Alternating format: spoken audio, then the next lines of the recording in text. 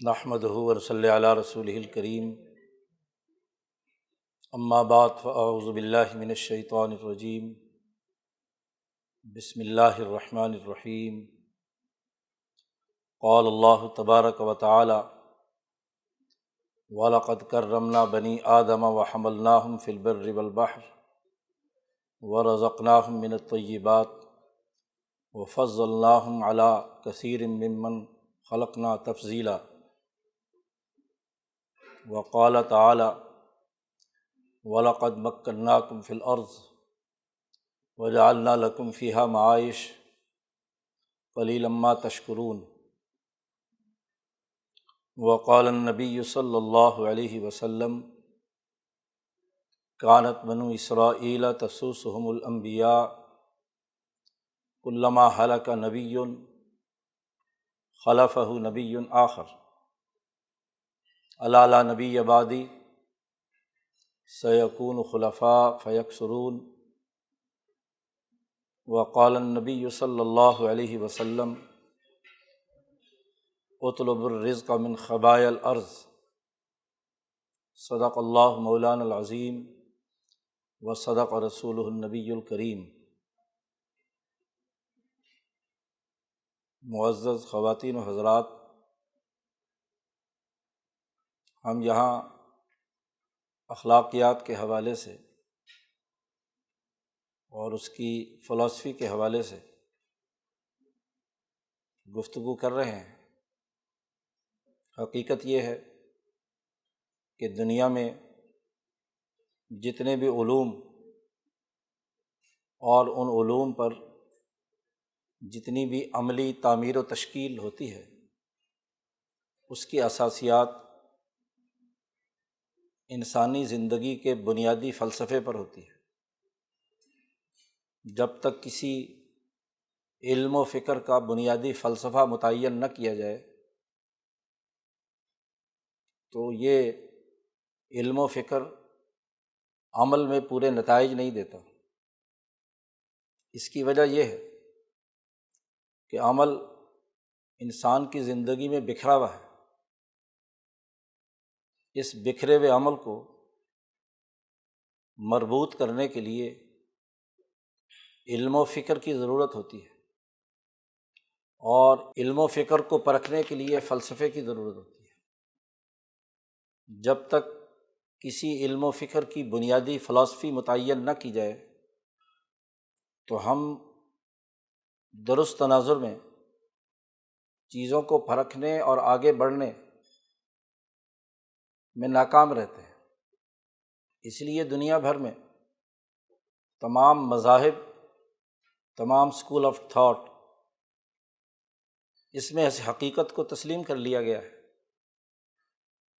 کہ ہر علم و فکر کا ایک فلسفہ متعین کیا جائے تاکہ اس فلسفے کی اساس پر چیزوں کے جائزہ لینے، تجزیہ کرنے اور درست خطوط پر آگے بڑھنے کے لیے کاوش کی جا سکے۔ فلسفہ کیا ہونا چاہیے؟ فلسفے کا بنیادی ہدف یہ ہے کہ ہم مختلف بکھری ہوئی اور منتشر چیزوں کو ایک مرکزیت کے ساتھ جوڑ کر سمجھ سکیں۔ فلسفہ ایک نقطہ متعین کرتا ہے اور اس کی اساس پر اس سے جتنے پہلو سامنے آتے ہیں ان کا جائزہ لیتا ہے۔ فلسفے کا مقصد انتشار فکر نہیں ہوتا، شکوک و شبہات پیدا کرنا نہیں ہوتا، بلکہ شکوک و شبہات کے جنگلوں سے نکال کر ایک واضح شاہراہ فکر و عمل پر استوار کرنا ہوتا ہے۔ اس لیے فلسفی مشکک نہیں ہوتا کہ شک میں خود بھی مبتلا ہو اور دوسروں کو بھی شک میں مبتلا کرے۔ اس حوالے سے ہم فلاسفہ یونان سے لے کر انبیاء علیہم السلام کی تمام تر تعلیمات کا جائزہ لیں تو ہمیں ایک بنیادی حقیقت سے پالا پڑتا ہے وہ یہ کہ ان تمام فلاسفرز نے انسان کو بنیاد بنا کر چیزوں کا تجزیہ کرنے کی کوشش کی ہے۔ کوئی ایک حد تک کامیاب ہوا تو کوئی دوسری حد تک، لیکن انبیاء علیہم السلام کی تعلیمات، بالخصوص دین اسلام، اس نے اپنی تعلیمات میں بنیادی فلسفے کو پیش نظر رکھ کر انسانی زندگی کے تمام افکار و خیالات اور اعمال و کردار کو منظم کیا ہے، ایک جامع فلسفی متعین کی ہے جسے فلسفۃ التشریع الاسلامی، اسلامی قانون سازی کی بنیادی فلسفی کہا جاتا ہے۔ اس پر یوں تو بہت سے محققین نے اپنے اپنے ادوار میں خوب گفتگو کی ہے، مقاصد شریعت متعین کرنے کی کوشش کی ہے، مصالح و مفاسد کے علم پر بات کی ہے، لیکن یہ ایک حقیقت ہے کہ فلسفۃ التشریع الاسلامی میں سب سے نمایاں اور جامع کام حضرت الامام شاہ ولی اللہ دہلوی رحمۃ اللہ علیہ کا ہے۔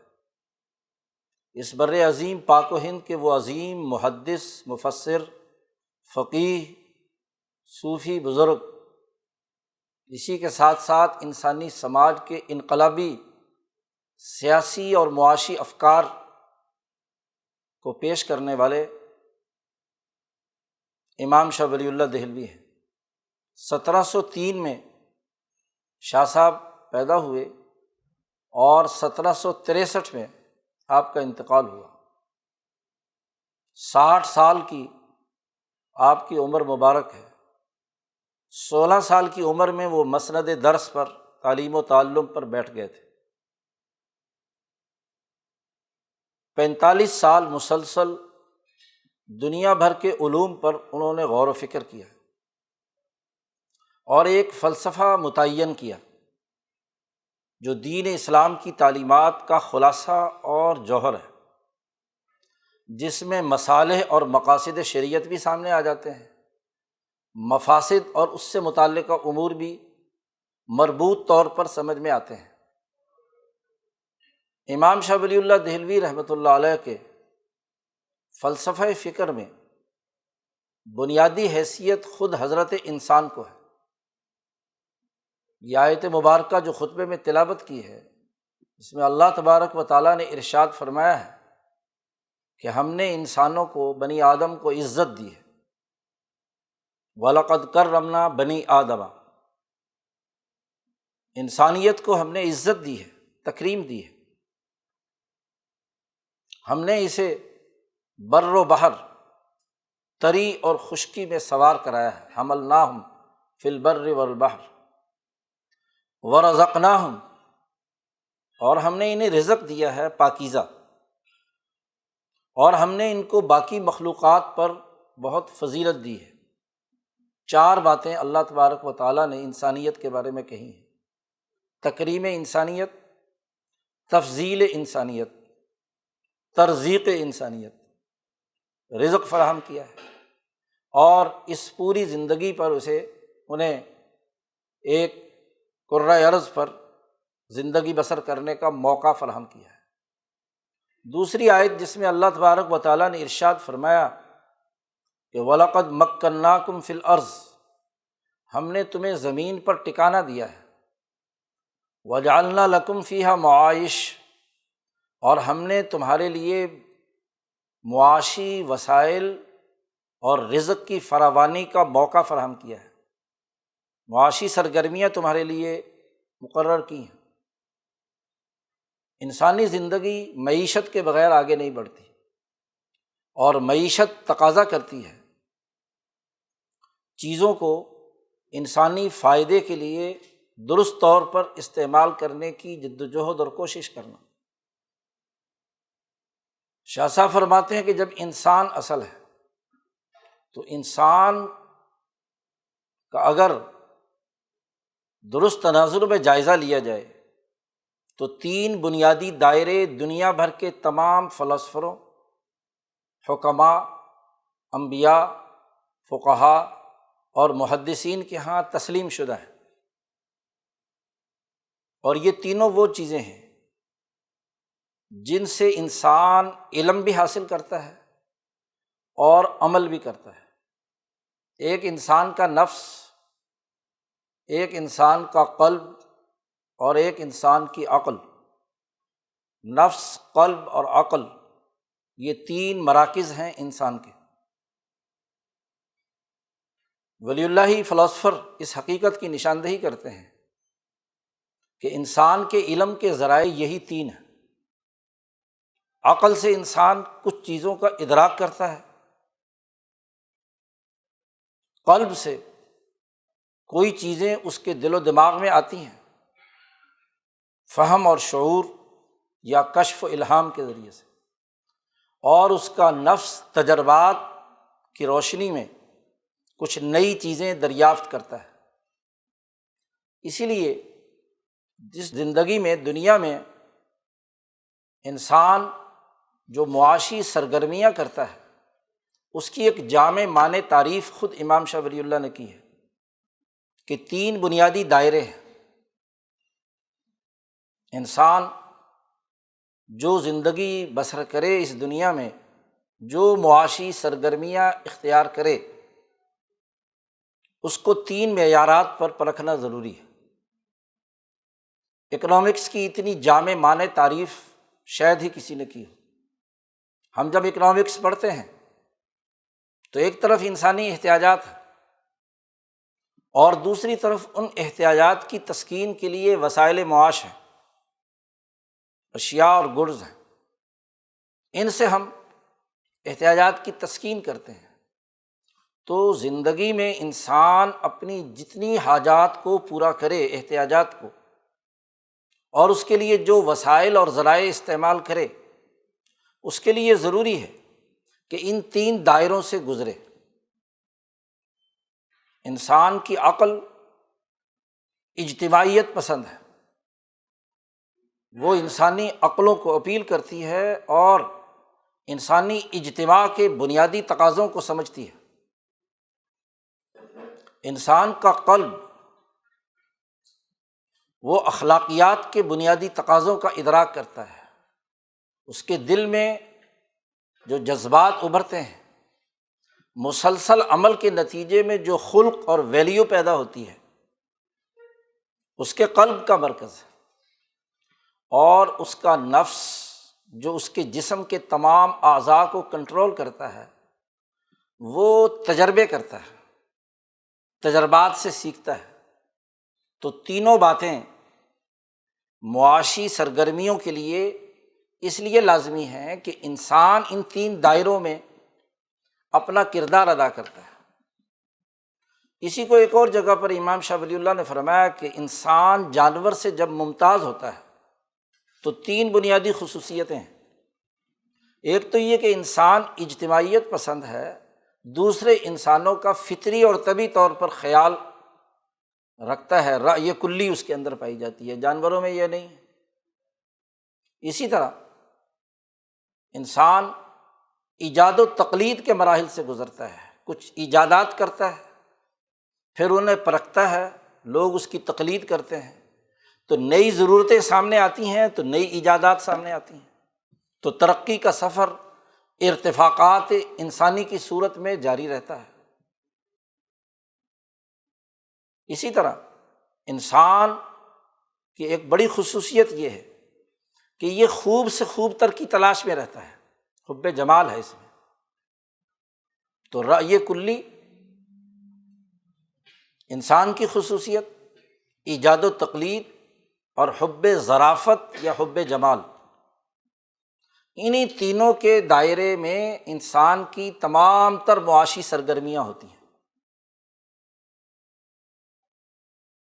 آدم علیہ السلام سے لے کر اب تک انسانیت کے مجموعی کردار سے جو حقائق سامنے آئے ہیں وہ یہی کہ انسان اپنے اعمال اور کردار کے حوالے سے اخلاقیات کا تقاضا اپنے اندر خود محسوس کرتا ہے۔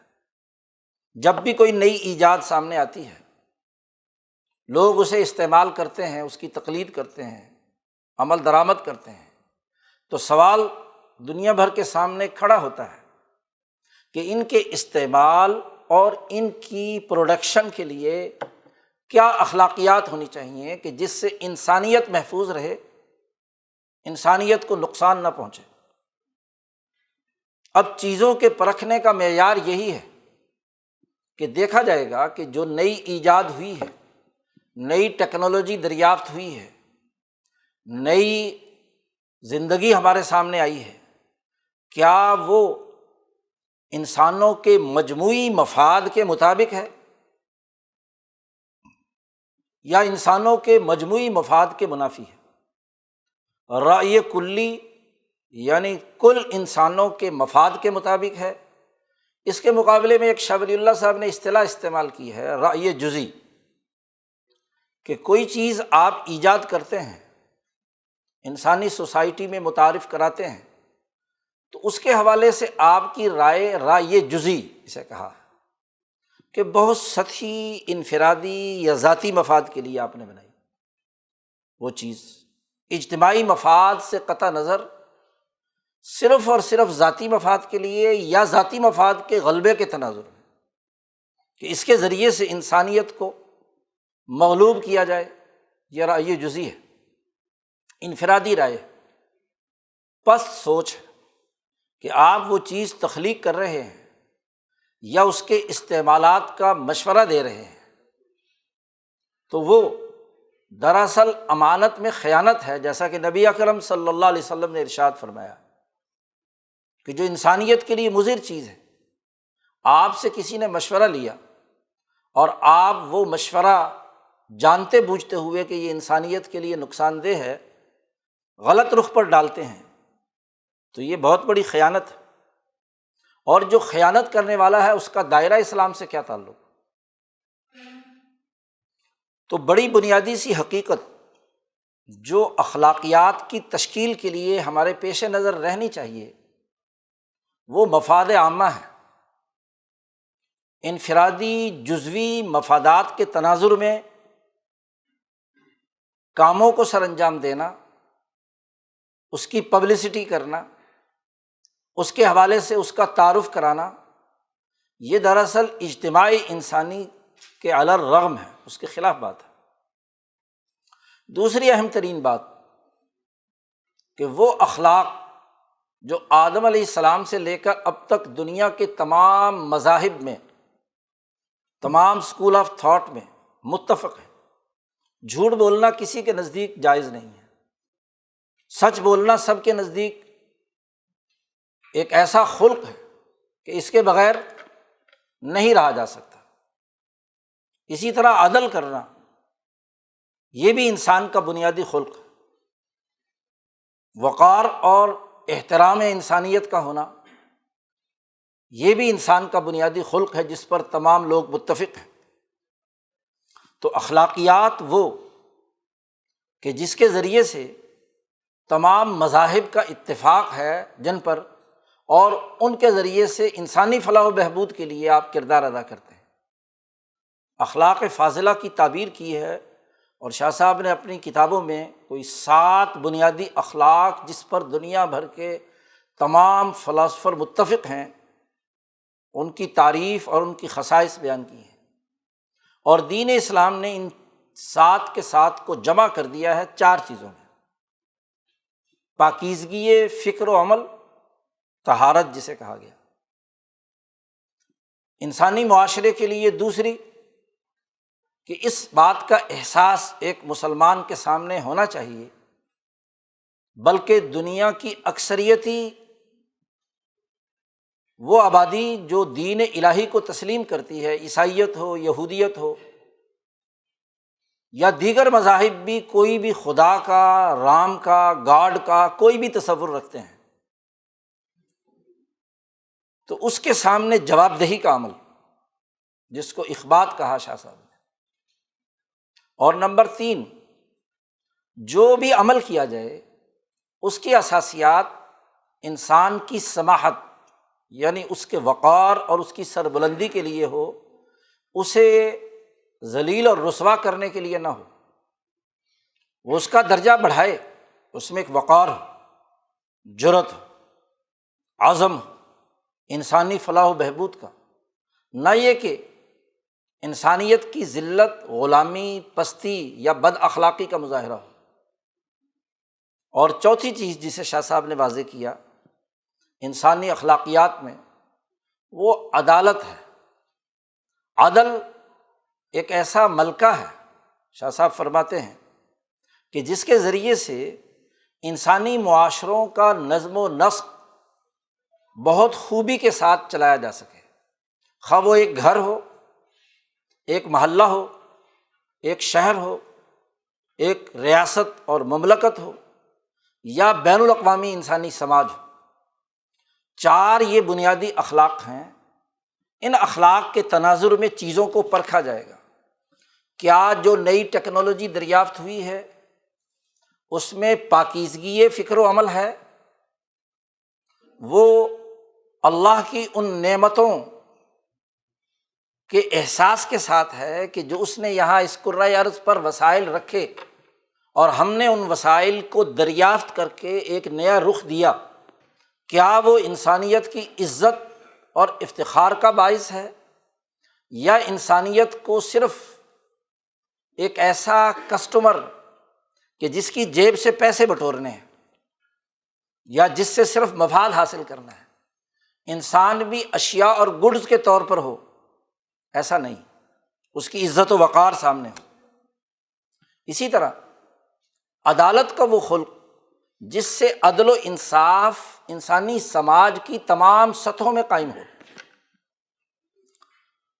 اس کے لیے شاہ صاحب ایک اہم بات یہ بھی استعمال کرتے ہیں، اصطلاح ارتفاقات کی۔ ارتفاقات کے چار مراحل بیان کرتے ہیں۔ وہ گھر کا نظام ہو تو ایک اجتماعیت اور ایک سسٹم کے تھرو چلتا ہے،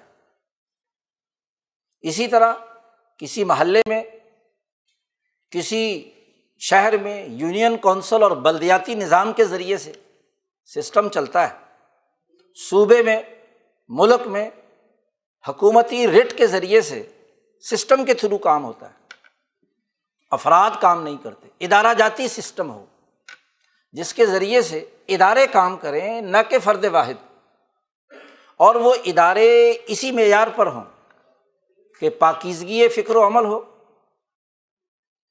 اسی کے ساتھ ساتھ ان میں اللہ کے سامنے جواب دہی کا خوف ہو، اسی کے ساتھ ساتھ ان میں وقار اور عزت ہو، اور عدل و انصاف کی اساس پر ہو۔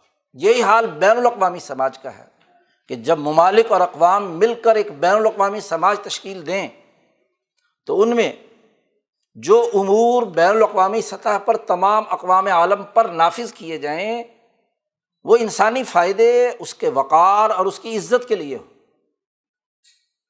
دیکھنا یہ ہے کہ اس بنیادی فلسفے کے تناظر میں اگر حقائق کا جائزہ لیا جائے تو ہمارے سامنے ہمارے کام کرنے کے تمام مختلف پہلو سامنے آ جاتے ہیں۔ اس فلسفے کی روشنی میں سیاسیات پر بحث کر لیجئے، اس فلسفے کی روشنی میں معاشیات پر بحث کر لیجئے، سماجیات کا جائزہ لے لیجئے، انسانی سماج کی تشکیل کے مختلف مراحل، کسی ٹیکنالوجی کے صحیح یا غلط ہونے کی اخلاقیات کے حوالے سے بحث کر لیجئے، کسی چیز کے استعمال اور عدم استعمال کے تناظر میں بحث کر لیجئے، مصالح اور مفاسد کے اعتبار سے آپ بحث کر لیجئے، مقاصد اشیاء یا مفاسد اشیاء کے تناظر میں گفتگو کر لیجئے۔ جس دائرے سے بھی آپ گھوم کر آئیں گے آپ کو انسانیت کی یہ تینوں بنیادیں جس میں رائے کلی، اخلاق فاضلہ اور تجربات انسانی، ان کے مختلف ارتقائی مراحل اور ان اخلاقیات کے تناظر میں چیزوں کا جائزہ لینا یہ ضروری ہے۔ اور یہ آج کی دنیا میں اس لیے بہت ضروری ہو گیا کہ اب ادارہ جاتی نظاموں پر جو ادارے انسانی مفاد کے لیے بنائے گئے، انسانی سماج کی تشکیل کے لیے بنائے جاتے ہیں، جو انسٹیٹیوٹ، جو سیاسی جماعتیں، جو نظم مملکت، جو معاشی ادارے بنائے جاتے ہیں ان کا مقصد مفاد عامہ ہوتا ہے، لیکن اگر ان اداروں کا استعمال مفاد عامہ کے بجائے مخصوص طبقات کے فائدے کی دولت اکٹھا کرنے کے لیے ہو، انسانی سماج کو غلام بنانے کے لیے ہو، انسانی معاشروں کو یرغمال بنانے کے لیے ہو، تو یہ انسانیت کی توہین ہے۔ اور بدقسمتی سے 200-250 سال سے، جب سے مرکنٹائلزم کے بعد کیپٹلزم دنیا پر مسلط ہوا اور کمپنیوں کی حکومتیں وجود میں آئیں، بالخصوص بر عظیم پاک و ہند میں ایسٹ انڈیا کمپنی، ان کمپنیوں کی حکومت نے، اس کے نظم و نسق نے ان اخلاقیات کی دھجیاں بکھیر دیں۔ تجربات کیے جاتے ہیں تو صرف سرمایہ یا دولت اکٹھی کرنے کے لیے، انسانی فائدہ پیش نظر نہیں ہوتا۔ سیاست کی جاتی ہے تو ملکوں اور قوموں پر قبضہ کرنے کے لیے، معاشی وسائل یا معاشی سرگرمیاں یا اکنامکس کی تعلیم و تربیت کا اہتمام کیا جاتا ہے تو سرمایہ کے دیوتا کو سلام کرنے کے لیے۔ یہ کہا جاتا ہے کہ کیپٹل اصل ہے اور باقی تمام چیزیں یا انسانی محنت، اس کے پاس بارگیننگ کی پاور چونکہ نہیں ہے، اس لیے اس کا کوئی حق نہیں ہے۔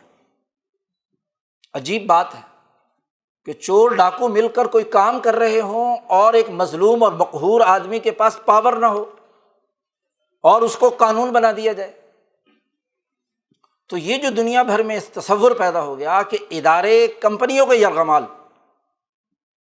ادارے اور معاشرے وہ انسانی سوسائٹی میں انسانی مفاد کے بجائے وہ ان کمپنیوں کے لیے کردار ادا کریں۔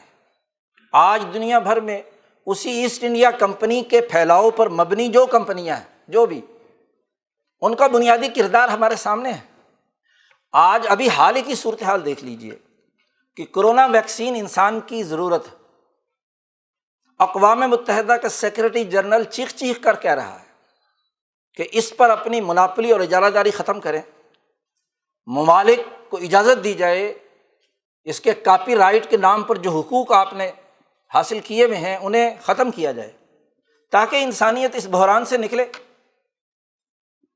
اقوام عالم کا نمائندہ، دنیا میں حساس انسانیت، اخلاقیات کے نمائندے، پوپ صاحب بھی یہ کہہ رہے ہیں، لیکن جو چند کمپنیاں جنہوں نے اس تحقیق کے نام پر ایک نئی چیز دریافت کی ہے انسانی مسئلے کے حل کے لیے، اس پر اجارہ داریاں قائم کی ہیں۔ اس پورے 2 سالہ بحران میں ان اخلاقیات کی دھجیاں بکھیر دی گئیں، غریب ممالک قرضوں کے بوجھ تلے دب گئے، اس لیے کہ آپ کی ذہنی تخلیق نے، آپ کی مصنوعی ذہانت نے انسانیت کے لیے مسئلے کھڑے کر دیے۔ ہونا تو یہ چاہیے تھا کہ انسانی مسائل حل ہوں، مشکل پیش آئی ہے پوری انسانیت پر، اور یہاں ہمارا مجموعی کردار کیا ہے کہ کمپنیوں کی حکومت دنیا بھر کی حکومتوں کو یرغمال بنا کر اپنے مقاصد کے لیے آگے بڑھا رہی ہے۔ تو یہ اخلاقیات کا کون سا پہلو ہے؟ یہ صرف تازہ صورتحال نہیں، جہاں تک کاپی رائٹ حقوق کا تعلق ہے، اگر اس کا بھی تجزیہ کیا جائے تو پچھلی 8-10 ہزار سال کی انسانی تاریخ اس حقیقت پر گواہ ہے کہ ہر دور کے انسانوں نے نئی ٹیکنیکس استعمال کی ہیں، دریافت کی ہیں، سائنس میں نئے شعبے اور نئے چیزیں متعارف کرائی ہیں۔ خود یہ بر عظیم پاک و ہند جو علم ریاضی کا بانی ہے، علم الاعداد کی تشریح اور اس کی تقسیم کی بنیاد ہے، یہاں سے لے کر فلسفہ ہندوستان، فلسفہ ایران، فلسفہ توران، فلسفہ یونان، یہ 4 فلسفے اگر ہم قبل از اسلام دیکھیں تو مختلف مراحل سے گزرے ہیں۔ ان میں عقلاء نے گفتگو کی ہے، رہنمائی کی ہے، انسانیت کے لیے نئی چیزیں دریافت کی ہیں، اور ہر دریافت شدہ چیز پر کسی نے اپنی اجارہ داری قائم نہیں کی۔ مسلمانوں نے جب یہ علوم لیے تو انہوں نے اجارہ داری قائم نہیں کی، نئے پہلو منکشف کیے ہیں، نئی ایجادات کی ہیں اور سب کو پڑھائی ہیں۔ یورپین آئے، انہیں بھی پڑھائی، ایشین آئے انہیں بھی پڑھائی، افریقن آئے تو انہیں بھی پڑھایا، لیکن آج اس تعلیم پر ایک مخصوص طبقے کے قبضے کے نتیجے میں، طبقاتی تعلیم کے نتیجے میں اجارہ داریاں قائم ہو رہی ہیں، اور یہ انسانیت کے بنیادی اخلاق سے متصادم ہے۔ انسانیت اس کے ذریعے سے آج مشکلات سے دوچار ہے۔ پوری تاریخ 250 سال کی 1757 میں سراج الدولہ کو شکست دے کر ایسٹ انڈیا کمپنی نے بنگال پر قبضہ کیا تھا۔ فروری 1858 تک 100 سال کمپنی نے حکومت کی ہے، اور فروری 1858 سے 1947 تک کے 90 سال میں برٹش شہنشاہیت نے اس ہندوستان پر حکومت کی ہے۔ اس کے اثرات کیا ہیں کہ آج وہ ملک جو 16ویں اور 17ویں صدی عیسوی میں دنیا کی کل 25% کا مالک تھا، بر عظیم پاک و ہند، انگریز 1947 میں گیا تو صرف 2% دولت کا مالک تھا۔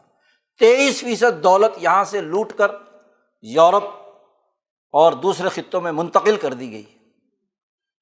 پھر ٹیکنالوجی کا استعمال انسانی فائدے کے لیے، اس کی زبان، اس کی تہذیب، اس کی ثقافت، اس کی ضرورت، اس کے تقاضوں کی تکمیل کے تناظر میں ہوتا ہے۔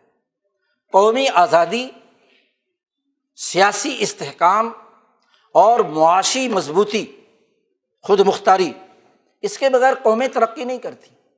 اور اگر یہ ایسا نظام ہو جس اجارہ داریوں کے ذریعے سے کسی ملک کی قومی آزادی سلب ہو رہی ہو، کسی ملک کے سیاسی معاشرے میں عدم استحکام پیدا ہو رہا ہو، کسی ملک کے معاشی وسائل پر، اس کی منڈیوں پر مخصوص طبقوں کا قبضہ اور بین الاقوامی مافیاز اس پر مسلط ہوں، کتنے افسوس کی بات ہے کہ آج اس ٹیکنالوجی کا فائدہ جو 7.5-8 ارب انسانوں کو ہونا چاہیے، اس کا فائدہ صرف 400 سرمایہ دار دنیا بھر کی جو دولت پر قابض ہیں ان کو پہنچ رہا ہے۔ اسی کورونا میں دیکھ لیجیے آپ کہ چند سرمایہ دار، گنتی پر چند کمپنیاں ہیں جنہوں نے بے شمار دولت کمائی ہے، اور ملک اور عوام اور انسان بھوکوں مر رہے ہیں، مقروض۔ تو یہ دراصل انسانی تکریم کے خلاف بات ہے۔ انسانیت کو جو کس کرۂ ارض پر بھیجا گیا تھا، اس کی بنیادی اخلاقیات کے خلاف بات ہے۔ اس کے رزق حاصل کرنے کے لیے جو بنیادی اساسی اصول تھے اس کے منافی ہے۔ اس کو جو جانور سے فضیلت دی تھی تو وہ فضیلت کے منافی ہے، ورنہ تو جنگل میں شیر بادشاہ ہوتا ہے، وہ جو چاہے مرضی کرے، تو جنگل کا قانون تو نہیں ہوتا۔ انسانی معاشرہ تو وہ ہوتا ہے جس میں انسانی قانون، جنگل کے قانون میں بادشاہ طاقتور ہے، ہڑپ کر جاتا ہے، جانوروں کو کھا جاتا ہے، اس لیے بادشاہ ہے۔ تو مائٹ از رائٹ کا قانون تو نہیں ہوتا۔ انسانی معاشروں میں صرف طاقت ہی کچھ نہیں ہوتی، بلکہ انسانی معاشروں کے اخلاقیات ہوتی ہیں، اور اخلاق سے ہی انسان بنتا ہے، اور اگر اخلاق نہ ہو تو انسانیت سسکتی ہے۔ آج اسی طرح کی ہم کیفیت سے دوچار ہیں۔ ہم جن موضوعات پر گفتگو کر رہے ہیں اس میں ہمیں اخلاقیات کے ان معیارات کو سامنے رکھنا چاہیے۔ یہ امام شاہ ولی اللہ دہلوی کی فلسفی ایک بہت لمبا موضوع ہے، اس کے مختلف پہلو ہیں، بڑا جامع فکر شاہ صاحب نے اپنی کتابوں میں پیش کیا ہے۔ ہماری بدقسمتی ہے کہ ہم اس پر غور و فکر نہیں کر رہے۔ آج ضرورت ہے، دنیا بھر کے فلاسفر، انہوں نے شاہ صاحب کی جو انگریزی میں ترجمے کیے ہیں اس پر گفتگو کی ہے، تو واضح کیا ہے کہ اسلام کا اگر کوئی ایڈیشن اس دور میں کل انسانیت کے مفاد کی بات اگر کرتا ہے تو وہ امام شاہ ولی اللہ دہلوی کا فکر ہے، کہ جس کے ذریعے سے انسانی مسائل بلا تفریق رنگ نسل مذہب حل ہو سکتے ہیں۔ امام شاہ ولی اللہ دہلوی ایک اور بات بھی فرماتے ہیں کہ جو تخلیقی عمل ہے یا انسانی خدمت کا عمل ہے، اس کے لیے یہ نہیں دیکھا جائے گا کہ وہ صرف مسلمان ہے۔ وہ اگر عیسائی ہے، ہندو ہے، یہودی ہے، مسلمان ہے، کالا ہے، گورا ہے، مشرقی ہے، مغربی ہے۔ اس لیے شاہ صاحب اپنے فلسفے میں فلاسفہ یونان کے افکار کو بھی پیش نظر رکھتے ہیں کہ ان کی کتنی بات اصل میں انسانیت کے لیے ہے، اور اس کا صحیح مطلب یہ ہے۔ مقابلے بازی کا ماحول نہیں، جہاں غلطی ہے وہ غلطی ہے۔ ہندو فلاسفر سنسکرت اور اس نے جو تخلیقات کی ہیں ان کو بھی سامنے رکھتے ہیں، یہودی فلاسفر ان کی گفتگو کو بھی سامنے رکھتے ہیں، حتیٰ کہ علم نجوم، علم حیات، علم ریاضی، علم سیاست، علم معیشت، اس میں دنیا بھر کے عقلاء، حکماء، فضلاء نے جو نئی تخلیقات یا نئی ایجادات کی ہیں، شاہ صاحب کہتے ہیں انسانیت کے لیے ان 4 اخلاق کے تناظر میں، 4 بنیادی امور کے تناظر میں جس نے بھی انسانیت کی خدمت کی ہے وہ قابل تکریم ہے اور اس کے فلسفے کو عزت دینی چاہیے۔ ہمارے ہاں ایک اور کنسیپٹ مسلم معاشروں میں پیدا ہو گیا کہ مقابلہ بازی کریں گے، ٹکراؤ کی صورت پیدا کریں گے، ہر بات میں غیر مسلم یہ کہتا ہے ہم یہ کہتے ہیں، بھئی یہ کوئی ضروری ہے؟ یہاں تک شاہ صاحب نے بات کی کہ شریعت کے حوالے سے بھی نبی اکرم صلی اللہ علیہ وسلم نے جو گفتگو فرمائی ہے، یہ سمجھنا کہ اس میں دنیا بھر کی تمام چیزیں آ گئی، ایسا کوئی لازمی اور ضروری نہیں ہے۔ نبی اکرم صلی اللہ علیہ وسلم نے تو ایک بنیادی بات عام انسانیت کے تناظر میں ایک کہی ہے، اور جو اعلیٰ دماغ ہیں ان کے لیے جو اشارات فرمائے ہیں اس میں راستہ بتلایا ہے کہ کہیں بھی حکمت کی کوئی اچھی چیز مل جائے تو اسے لیا جا سکتا ہے۔ الحکمت ضالۃ المؤمن، حکمت اور فلسفے کی وہ بنیادی بات جو مومن کی گمگشتہ متاع ہے، جہاں سے ملے اسے لے لو۔ اس تناظر میں شاہ صاحب نے اپنا ایک جامع فلسفہ انسانی معاشرے کی تشکیل کے لیے دیا ہے۔ میں اپنی گفتگو یہیں پر ختم کروں گا۔ اللہ تعالیٰ ہمیں شاہ صاحب کے اس فکر کو سمجھنے اور اس کے مطابق اپنے اعمال و افکار کو منظم اور مربوط کرنے کی توفیق عطا فرمائے۔ وآخر دعوانا ان الحمد للہ رب العالمین۔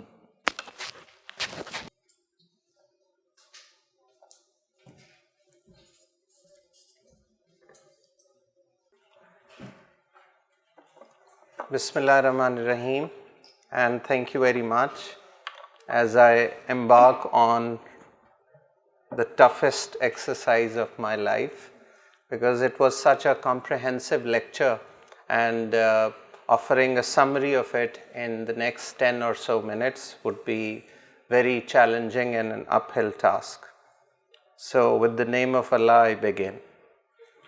Hazrat first of all started by reciting a couple of ayat Qurani in which the sanctity of human beings is emphasized. So he started off by highlighting the fact that all or praxis or what we do, that has to be based in or rooted in some philosophy. So there has to be some foundation, philosophical foundation, on the basis of which acts should be done and those acts should be evaluated. He said that so he emphasized the need of having such a philosophy. Otherwise, what's going to happen is that these acts can never be understood in a unified manner. And then he went on to explain or offer a definition of philosophy, in which he said that the purpose of philosophy is to unite things that are seem scattered. So that was highlighted by him. And if such a philosophy is available, where of course which offers unity in diversity, then based on such philosophy we'll be able to dispense with skepticism and dispense with otherwise what is considered a philosophy of skepticism. So we can dispense with that. And from this he went on to talk about the philosophy of Deen Islam.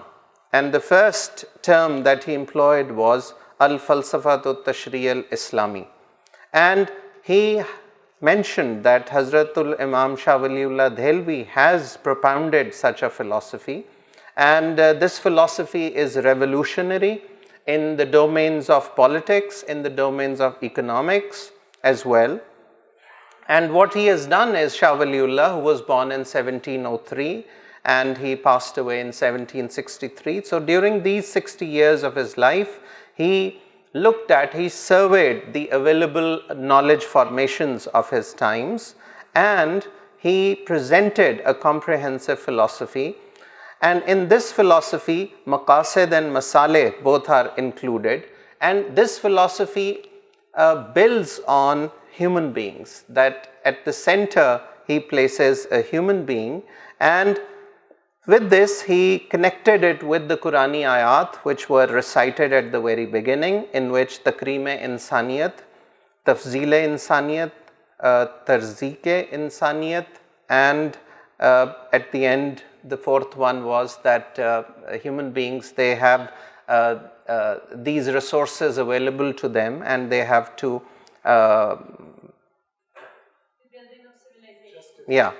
navigate this, all these. And then he reminded us of the second ayat that he recited, that human beings, that this earth is made an abode from them and they live here. And when they live in this world, one basic need that they have is maishat, and it is economics. And in economics, one basis is that how we utilize things that are available in this earth. And from this, he moved on to a few principles that are accepted by all hukama. And he said that human beings, they have three centers in them. That human beings have a nafs, have a qalb, and have aql. And these are three centers through which human beings acquire knowledge. And then he went on and he talked about three principles of economics, that there are three sort of circles in which economic activities are conducted. So there are human needs and there are available resources, and human beings then make use of these resources. So with this, he went on and he highlighted that human intellect tells us that human beings, that they are more collective than individual, and that this is what we acquire. And then of course this was explained that the functions of qalb and of nafs, that how the nafs then enables human beings to acquire knowledge on the basis of tajrubat or empirically. Then a basic postulate of Shah Waliullah's philosophy it was mentioned, in which he talked about how Shah Sahab mentions that human beings are ennobled from the animal world, or are better from animals, and they're different, from animals, because number one, that they believe in collectivism, that they have a ra'ye kul, and that they have the capacity to invent and also capacity to emulate, that they can create and at the same time they can emulate. That was the second point. And the third one, that they have this aesthetic sense, or hubbe jamal. So based on this, he went on and offered a broad survey of human life, and especially from Prophet Adam alayhi salam up until present times. And we see that he mentioned that this need for ethics, it basically germinates from within human beings. When they look at new inventions, because they have this capacity in them of inventing things and emulating things, and when new things are invented, so this need is generated from within human beings, that they want to see whether it is suitable or beneficial for humanity at large or detrimental. So from there he went on to talk about the four akhlaq that Shah Sahab mentions, and those are of course purity and this sense of accountability, that there is a higher being, there is a higher order, and we as human beings are accountable to that higher order, and also magnanimity, which is samahat, and justice, which is adalat. So he went on and talked about the importance of these, that how we can use these akhlaqiyat also as a theoretical framework, along with of course the concept of irtifaqat, that how human societies progress and evolve. So based on these, there is a framework, we can call it the Waliullahi framework, through which politics could be evaluated, economics could be evaluated, new inventions and technology could be evaluated, and whatever is good or bad, that can also be evaluated on the basis of these three principles. Ra'y, of course, how human beings are different from animals, and the ethics that human beings have, the four ethics, and the four irtifakat, how society evolves through four phases. And from this point, I'll just wind up in a few minutes. He went on to talk about institutions, that institutions now should be established on the basis of these principles, which should achieve these objectives. And from there, a historical survey was offered of the last 200 years, that how after mercantilism, capitalism came along, and capital became the center, and based on that, countries, certain countries exploited and hegemonized other countries. Even education was institutionalized to serve capitalist ends, and labor, since it was dispossessed and disempowered, so it was thought that, well, capital will reign supreme, since there is no opposition of that sort. And then an example was offered, a contemporary example of the United Nations chief, who has been crying hoarse for some time, that these copyrights should be waived off so that all human beings can get the COVID vaccine. But of course, because of this capitalism, and because these corporations operate on capitalist principles, such a possibility doesn't seem to exist. So with this, he moved towards the conclusion and highlighted that historically, this has not always been the norm. So he gave us examples from Indian history, Indian philosophy, Indian arithmetic that went on to Central Asia, later on to Europe, but nothing was copyright protected. Later on, of course, Muslims, when they established their system, they again did not copyright protect these aspects. But now, because the education also operates on these stratified and capitalist principles, and due to that, we can see that what is it doing to us. So with this, one very important aspect, perhaps the second last one, was that how national independence and autonomy, and at the same time lack of stability and the presence of an international mafia are the factors that do not allow majority of human beings to establish systems which rest on human sanctity or sanctity of human life. So we see that in human societies, these are human societies, but due to the reasons that were mentioned earlier, we see that the law of the jungle pervades, and because of that, that's something that we need to ponder over. And so finally, he highlighted the fact that the Waliullahi philosophy operates regardless of these biases, and he ended his lecture on the base by reciting a hadith of Prophet Muhammad sallallahu alaihi wasallam, in which he said that ilm momin ki gumshuda miras hai, that if knowledge wherever, if we can learn from someone, and if it is according to these principles highlighted, then there is no harm in accepting it, and we need to perhaps stop looking at the human world into or compartmentalizing it, because there are so many similarities in all human beings, and differences probably might be less. Thank you very much. جزاک اللہ خیر doctor Shahzeb اور مفتی صاحب، آپ کا بہت شکریہ. میں پھر سے آپ کا جو شکر گزار ہوں. وی آر ویری تھینکفل کہ ہماری آڈینس کو موقع ملا کہ انہوں نے شاہ ولی اللہ جو رحمۃ اللہ علیہ ان کی فلسفی کو سمجھا. چونکہ جو شاہ ولی اللہ کی فلسفی ہے وہ بہت کمپریہنسو ہے، اس میں خدا کی بندگی بھی ہے، انسان دوستی بھی ہے، اور ہمارے زمانے میں یہ ایک غنیمت ہے کہ we have a scholar of the stature of مفتی عبدالخالق صاحب. تو میں ساتھ ساتھ بتانا چاہتا ہوں کہ یہ یہاں Rahimia institute of Quranic sciences کے پیٹرن ان چیف ہیں.